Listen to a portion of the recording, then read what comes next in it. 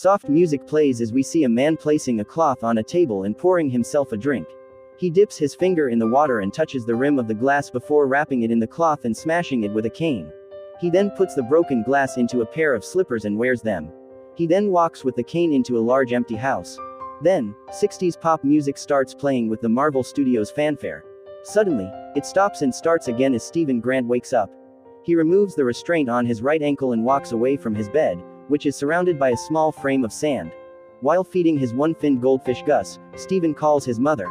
As Stephen leaves his house, he finishes leaving a message on his mom's phone.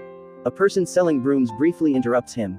He takes a bus to the British Museum in London to see an exhibit on ancient Egypt. While there, he explains mummification to a young girl, but his boss, Donna, interrupts him. She scolds him for giving tours instead of selling gifts from the shop. Another colleague approaches him and asks if they are still on for steak at 7 p.m. the next day. Stephen can't remember and assumes that the woman is asking him out. When she giggles and walks away, Donna returns and asks him what a vegan would eat in a steakhouse. Stephen doesn't like her comment and she walks away. At the end of the day, when they are closing, Donna continues to scold Stephen for being late all the time, so she assigned him to do inventory. Stephen tries to tell Donna that some of the things they sell in the museum are historically inaccurate. He points out that the Ammit is made up of 9 Egyptian gods, but they only have 7 in the picture they're selling. However, Donna doesn't take him seriously and makes fun of the mistake. She keeps insulting Stephen and finally sends him away. When he leaves, Stephen says goodbye to a security guard who calls him Scotty, but Stephen corrects him by saying that it's Stephen with a V while eating. Stephen talks to a street performer who is painted in gold and looks similar to the man who wore glass-filled slippers earlier. Stephen tells him about his habit of sleepwalking and the performer listens while occasionally ranting. Stephen helps the performer by giving him some money and attracting more tips by taking pictures with tourists. He realizes that if he wants to be in a committed relationship, he needs to find a way to stop sleepwalking. Before leaving, he tips the performer again, and as he walks away, a green leaf falls on a puddle causing ripples, which Stephen sees in its reflection. When Stephen gets home, he spreads sand around his bed and locks all the locks on his door. He puts on an ankle restraint and starts listening to a podcast about staying awake. To keep his mind active, he plays with a Rubik's Cube and does other things like reading about the Ammit, as the podcast suggests. As he hears the words, "Think yourself as a part of the story," suddenly he wakes up in a grass field, feeling pain in his jaw. He hears a voice telling him to go back to sleep, but he stands up and tries to figure out where he is. The voice told him to give up his body to him. When Stephen doesn't understand, the voice says that he is in control of an idiot. Then, a figure holding a staff sneaks up behind him and Stephen takes a gold scarab out of his pocket. When he turns around, he realizes that he's on the property of a castle and the guards there start shooting at him. The voice tells him to run away and he does, with the guards chasing him. However, they can't hit him with their shots. Stephen arrives in a part of the town where he sees a man named Harrow being welcomed by people who clear a path for him. Harrow has long hair and is dressed in dark red, similar to the man who wore glass-filled slippers earlier. Harrow leads the people to the town square where he comments on the beautiful day with an American accent. He tells the people that their job is to make Earth feel like heaven and asks who wants to go first. A man comes forward and is welcomed by Harrow, who praises him for offering his soul for judgment and waiting to serve their goddess even before she wakes up.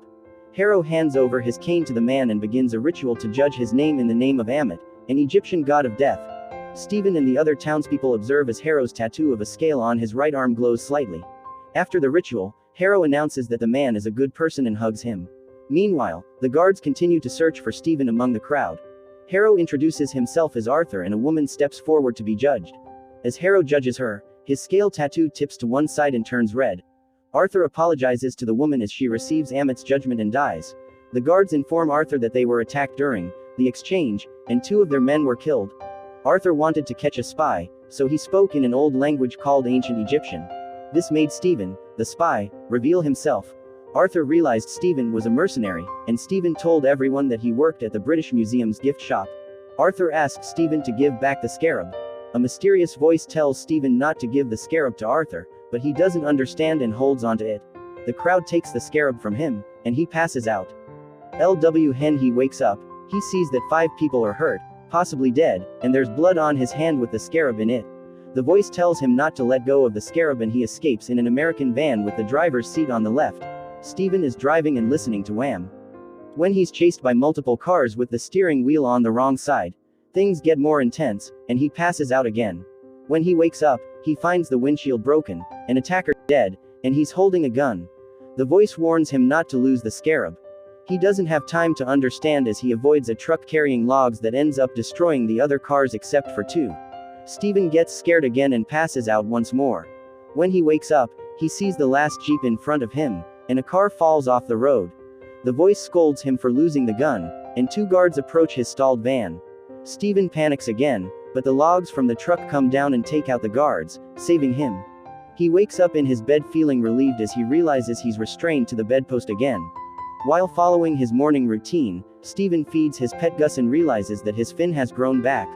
Later, he goes to a pet show where the staff is puzzled by his strange behavior. Steven can't remember going to the pet store the day before but then remembers that he had a date at 7 p.m.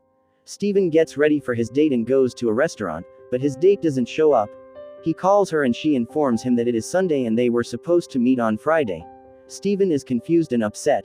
He orders food but doesn't know how to order steak. On his way home, Steven leaves a made-up story on his mom's voicemail about the date. Steven enters his apartment and flicks the light switch a few times before opening a box of chocolates that he had bought for his date. He drops some sprinkles into his pet goldfish's tank, but the fish doesn't eat them. Steven starts to doubt if the fish is really his pet Gus. While picking up the fallen chocolates, he notices some strange things in his apartment and checks behind a loose board above the pantry.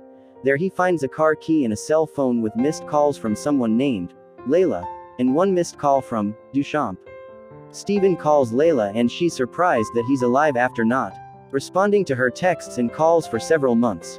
Layla questions Steven about his British accent and calls him by his true name, Marc. Steven is confused and asks why she called him that, but the call suddenly disconnects.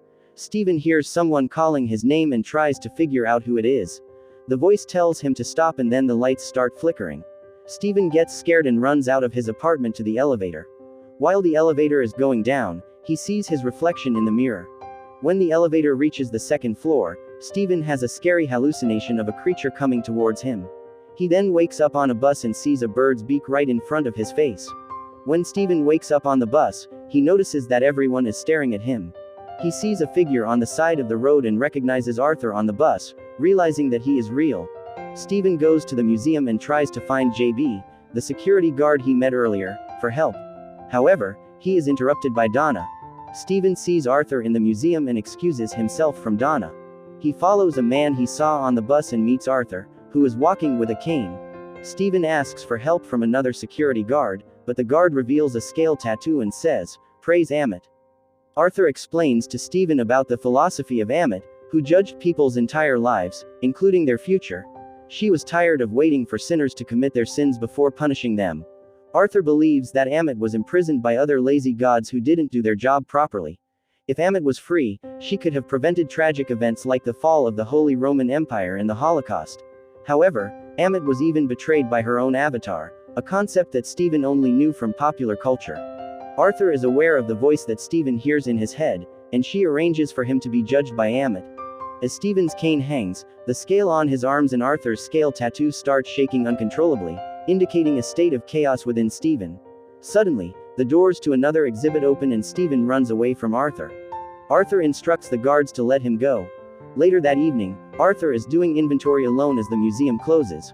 While Steven is leaving, he hears a dog crying in the distance and decides to investigate. However, he soon realizes that he is being followed by someone else.